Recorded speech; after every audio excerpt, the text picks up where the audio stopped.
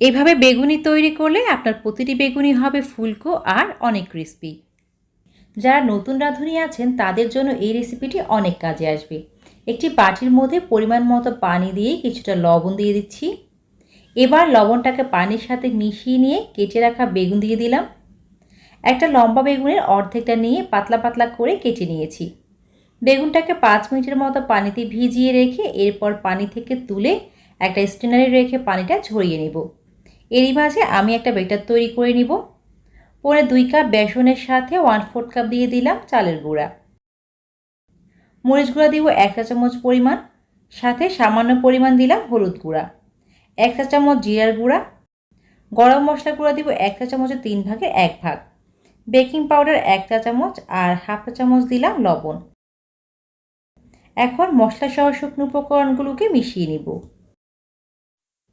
এবার অল্প অল্প করে পানি দিয়ে এটাকে মিশিয়ে নিতে হবে। একসাথে অনেক পানি না দিয়ে অল্প অল্প করে পানি দিয়ে মিশিয়ে নিলে মিশ্রণটা অনেক সুন্দর হয়। এখানে 2.25 কাপ বেসন আর 1/4 কাপ চালের গুঁড়া, সব মিলিয়ে 2 কাপ মিশ্রণের জন্য আমার এখানে পানি লেগেছে 1.5 কাপ। আর এটাকে খুবই ভালোভাবে মিশিয়ে নিতে হবে যেন কোনো দলাভাব না থাকে।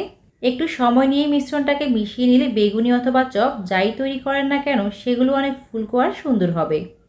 এরপর এর সাথে 1 চা চামচ দিচ্ছি আদা রসুন বাটা আর দিলাম 2 টেবিল চামচ পরিমাণ গরম তেল। এই পর্যায়ে তেলটা দিলে চপগুলো ভাজার সময় অতিরিক্ত তেল শোষণ করবে না আর এগুলো 2-3 ঘন্টা পর্যন্ত মচমচে থাকবে। এগুলোকে অনেকক্ষণ পর্যন্ত ক্রিস্পি রাখতে চাইলে অবশ্যই এই টিপসটা ফলো করতে হবে। এবার পানি ঝরিয়ে রাখা 1 টুকরো বেগুন নিয়ে এই বেটারের মধ্যে ডুবিয়ে নেব আর গরম তেলে একটা একটা করে দিয়ে দিতে হবে। তেলে দেওয়ার সাথে সাথে এগুলো আস্তে আস্তে ফুলতে শুরু করবে, কিন্তু সাথে সাথে এটাকে নেড়ে দেওয়া যাবে না। এরপর একটা সাইড ব্রাউন হয়ে আসলে অন্য সাইডটি একইভাবে উল্টে দিব। দুপাশে যখন সুন্দর একটা কালার চলে আসবে সে পর্যায়ে এগুলোকে তেল ঝরিয়ে উঠিয়ে নিব। এভাবে রেসিপি ফলো করে বেগুনি তৈরি করলে সবগুলোই হবে আপনার ফুলকো আর অনেক ক্রিস্পি। আশা করছি আসছে রমজানে এই রেসিপিটি আপনার অনেক কাজে আসবে।